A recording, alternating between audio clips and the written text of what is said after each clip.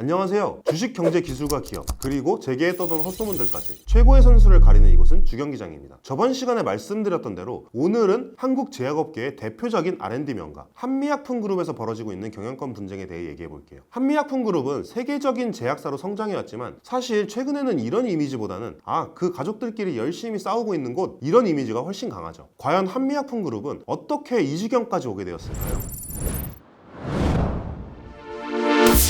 한미약품그룹의 시작은 매우 소박했어요. 1966년 임성기 약국에서 출발했죠. 그리고 임성기 회장은 끊임없는 R&D 투자를 통해 한미약품그룹을 세계적인 제약그룹으로 성장시켰어요. 한미약품이 한국 제약업계 최고의 R&D 명가로 자리 잡게 된 이유입니다. 하지만 요새는 이런 명성이 가족 간 경영권 분쟁 때문에 조금씩 빛이 발해가고 있는 느낌이죠. 이 모든 일의 시작은 임성기 회장이 별세하면서 벌어졌습니다. 회장이 세상을 떠난 뒤 엄청난 상속세 폭탄이 떨어졌거든요. 주식담보대출 등을 통해서 어느 정도 상속세를 납부했음에도 불구하고 아직도 거의 2,500억 원에 이르는 상속세가 남아있다고 해요. 자, 이제 이 상속세를 어떻게 마련하느냐, 바로 상속세 납부 재원을 마련하는 방식을 두고 가족 간의 의견차가 생긴 거예요. 임성기 전 회장의 배우자 송영숙 회장과 딸인 임주연 부회장은 OCI 그룹과의 통합을 통해 상속세 재원을 마련하라고 했어요. 하지만 두 아들 임종윤 사장과 임종훈 대표는 외부 투자를 통해 재원을 마련하자며 반대했죠. 결국 이 문제는 주주총회에서 표대결로 이어졌죠. 모녀는 한미사이언스 이사회에 OCI 그룹 측 인사를 합류시키기를 원했죠. 그리고 원래는 송 회장과 임주연 부회장 측이 우세했어요. 원래 한미약품그룹의 지분은 각각 비슷하게 나눠 갖고 있었어요. 하지만 임성기 회장의 지분을 배우자인 송영숙 회장이 많이 상속하게 되면서 송영숙 회장의 지배력이 강해졌죠. 그런데 여기서 예기치 못한 일이 벌어졌습니다. 개인 최대주주인 신동국 한양정밀 회장이 형제들의 손을 들어준 거예요. 신 회장은 임성기 회장의 절친한 고향 후배로 원래는 모녀 측으로 분류됐었죠. 신 회장이 형제들 편으로 돌아선 이유로 가장 유력하게 제기되는 것은 OCI 그룹을 통합하는 과정에서 경영권 프리미엄을 전혀 챙기지 못했다. 여기에 반발해 형제 편으로 돌아섰다는 건데요. 또 여기에 더해 형제들이 소액주주들의 지지를 이끌어내는데도 성공했거든요. 그래서 1차전은 형제들이 승리하는 것으로 막을 내렸어요. 임종훈 이사는 바로 송영숙 회장을 대표이사 자리에서 해임하고 자신이 단독 대표로 올라섰습니다.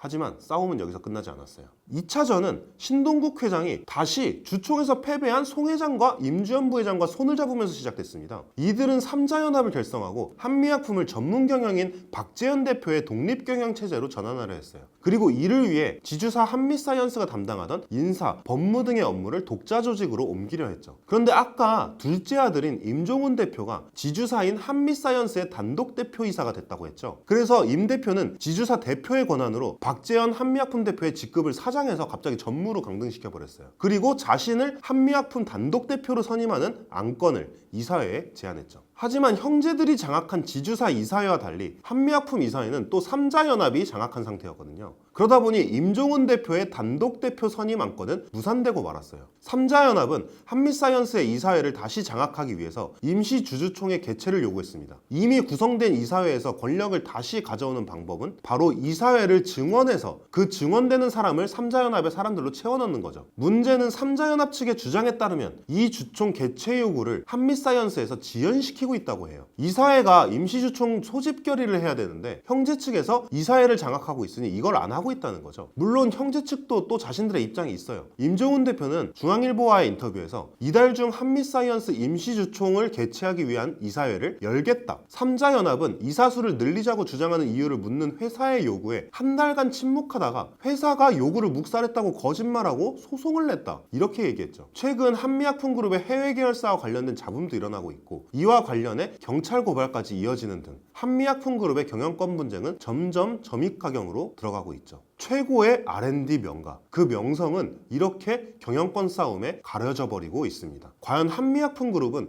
이 경영권 분쟁의 결과 어떤 미래를 맞이하게 될까요? 사실 주주들은 한마음 한뜻 아니겠습니까? 누가 이기던지 어쨌든 한미약품이 다시 R&D 명가로서의 본 모습을 되찾고 주가가 하늘 높이 치솟는 거예요. 오늘의 주경기장은 여기까지입니다. 다음 주경기장 경영권 분쟁 연장전 고려하연 편도 기대해주세요.